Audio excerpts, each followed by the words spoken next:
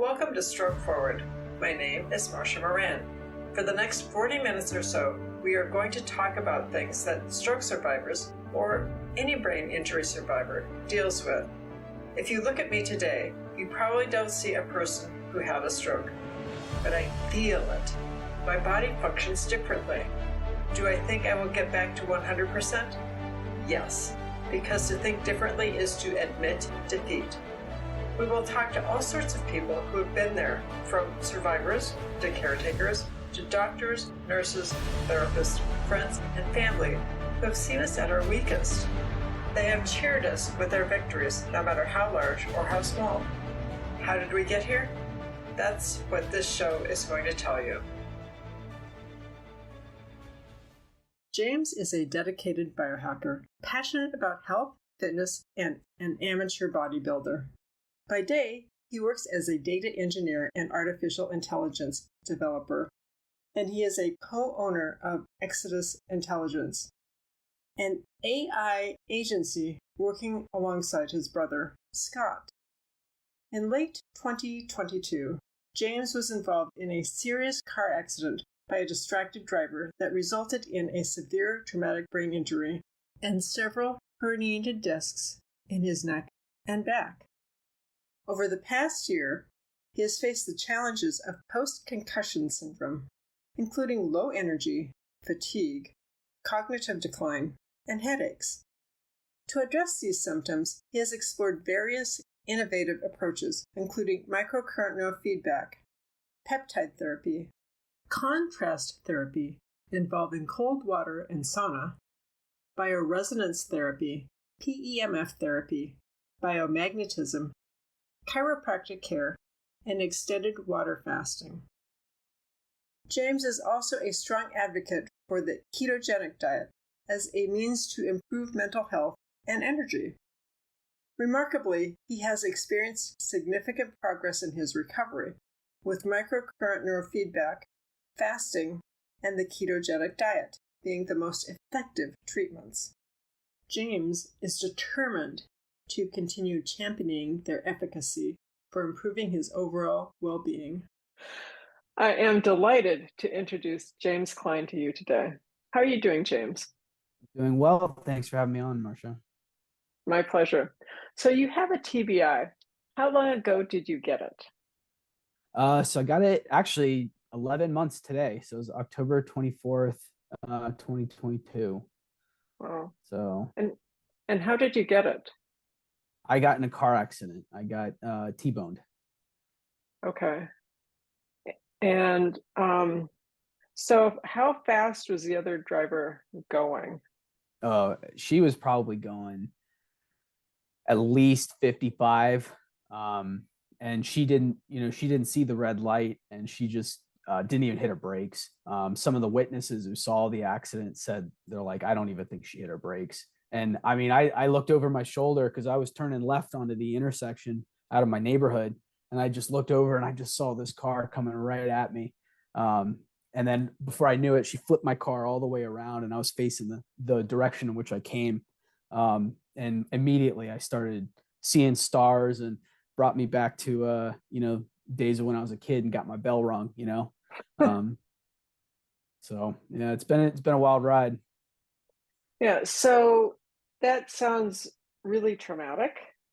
And what has it done to your life? Well, it's done a lot. It's given me a lot of perspective, but it's given me a lot of good challenges too. Right. It's been a lot of phases, as my healing has begun to take place.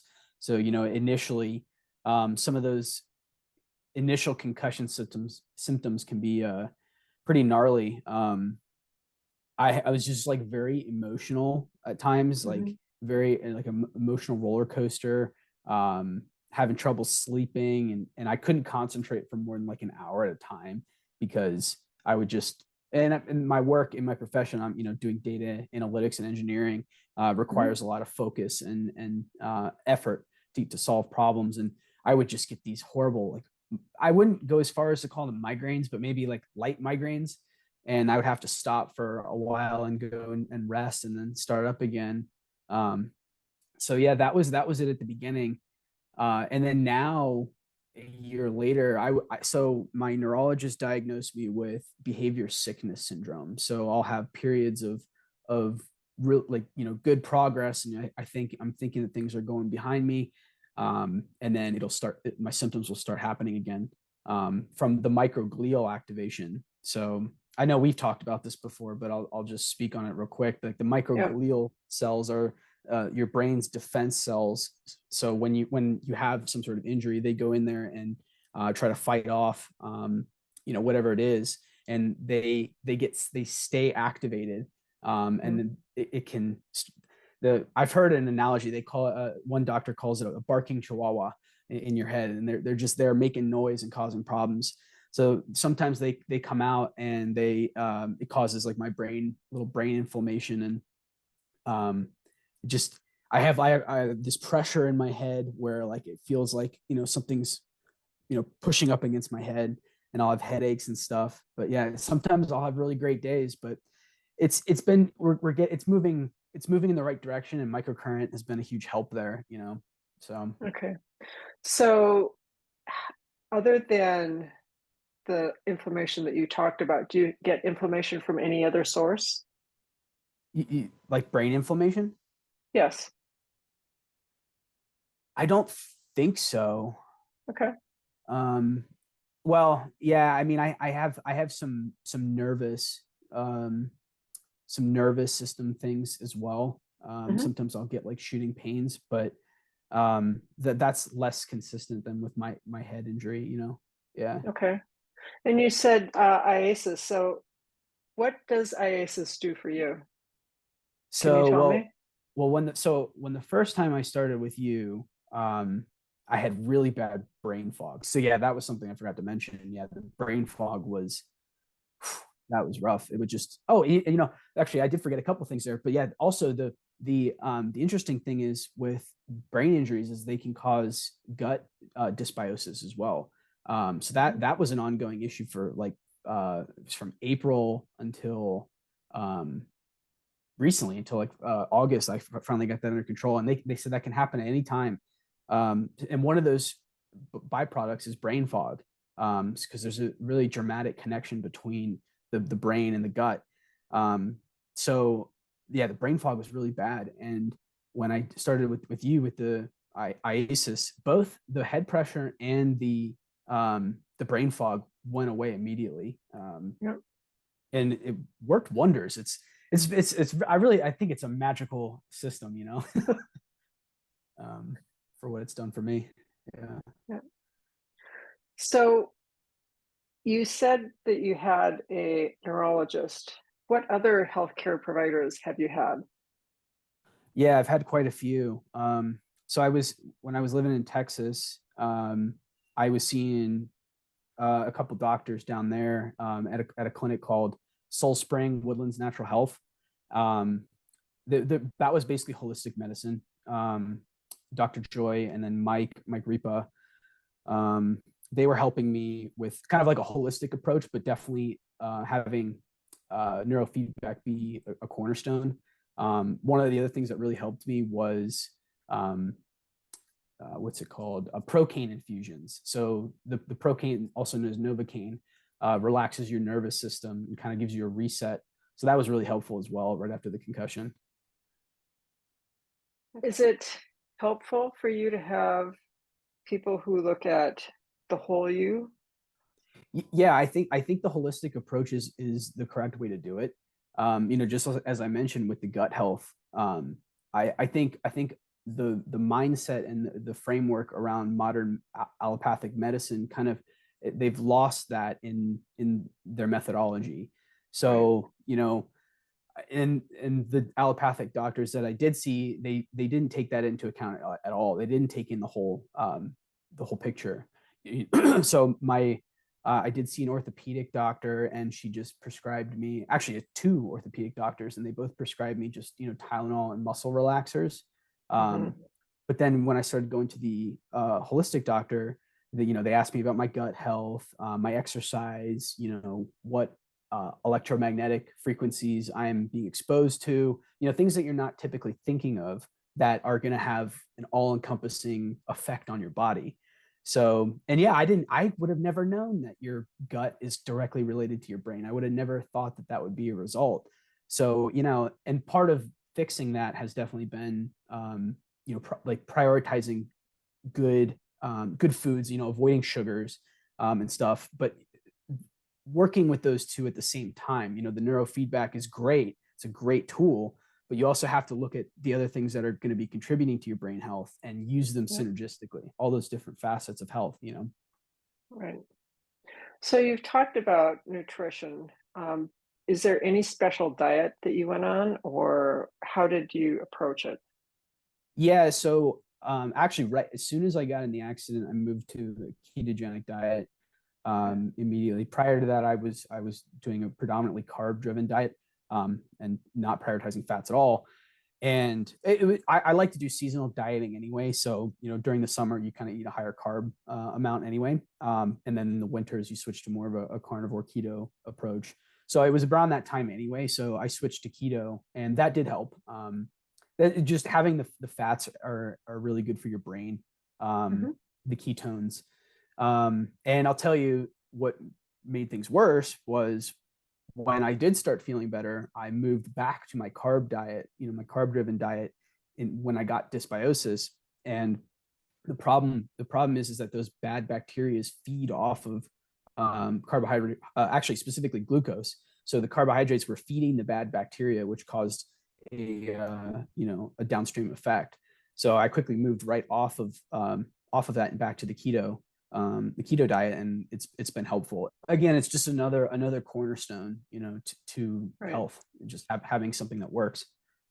So has exercise been part of the whole getting better for you, or has it changed? Yeah, definitely. And we've talked about this. I come from a background of sports. I played sports my whole life. So, and when I retired from competitive sports, I like to push myself in the gym, lift weights and stuff. And I used to be a power lifter as well. And I found that the heavier I lifted and the more intense that I lifted, the more stress I put on the nervous system. And I recently discovered that there's actually a lot of scientific research to support this. So what I've been doing now is focusing more on a volume-based approach, where I'm not previously, the high intensity approach is less volume, heavier weights, and less rest, and very intense to failure repetitions. And since then, I've shifted to a volume-based approach where I'm doing more volume. I'm not pushing past failure, and I'm doing very controlled repetitions. And I've found success with that. I'm still struggling with the time, because it takes more time. So you have to, and I'm still finding myself kind of in that framework where I need to push hard to get in and out of the gym quickly, because it's just worked with my schedule too. So now I'm learning to slowly, go through my workout over an hour and a half, maybe, instead of 45 minutes.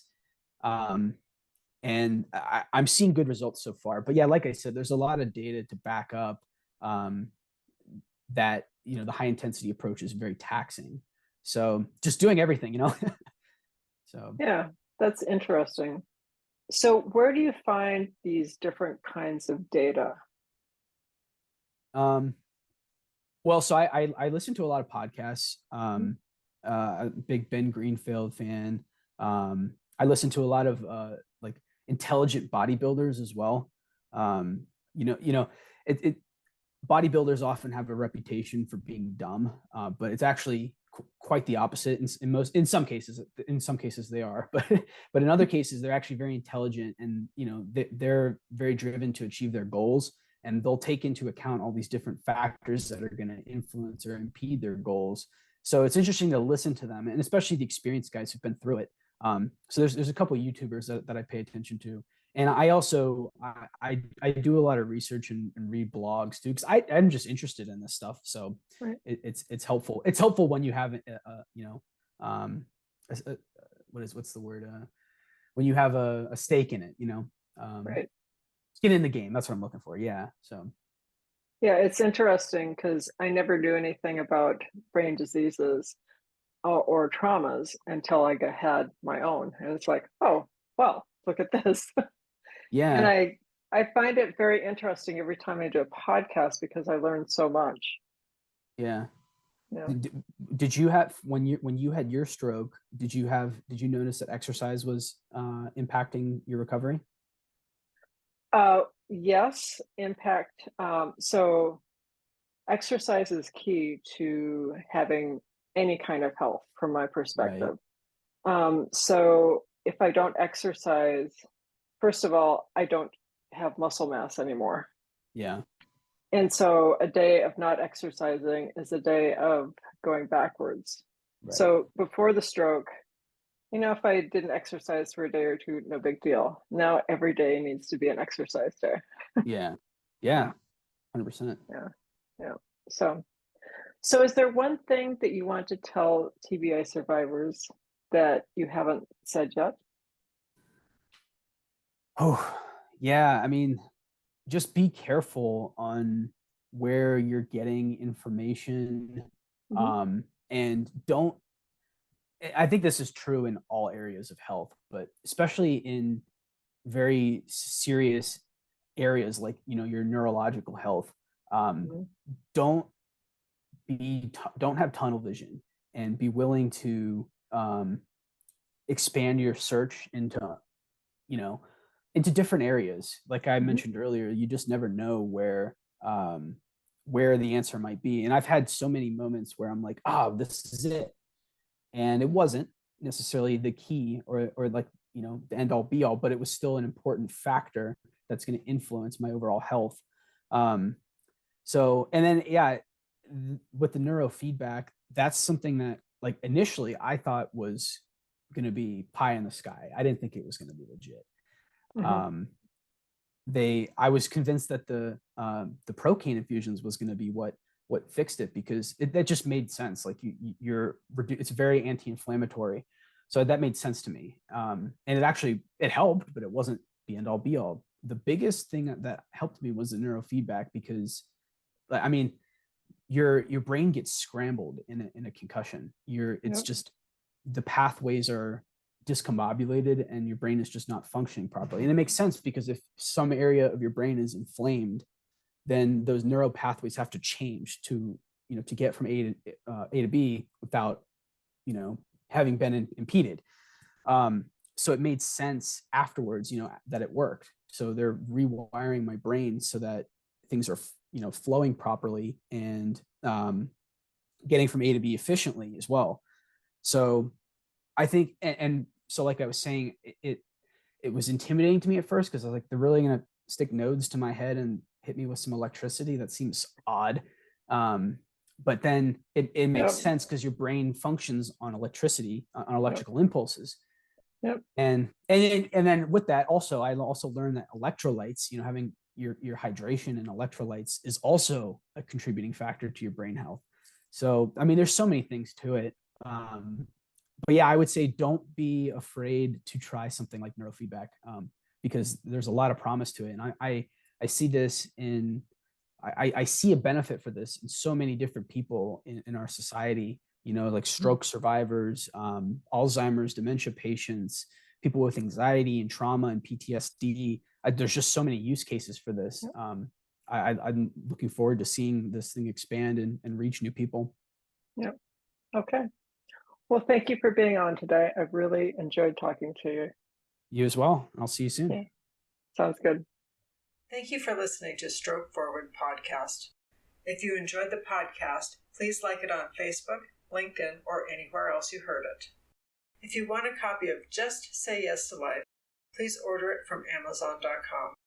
The proceeds go to Stroke Awareness Oregon, an amazing nonprofit that educates about stroke causes, prevention, and treatment options. The book, Stroke Forward, is also available on Amazon.com.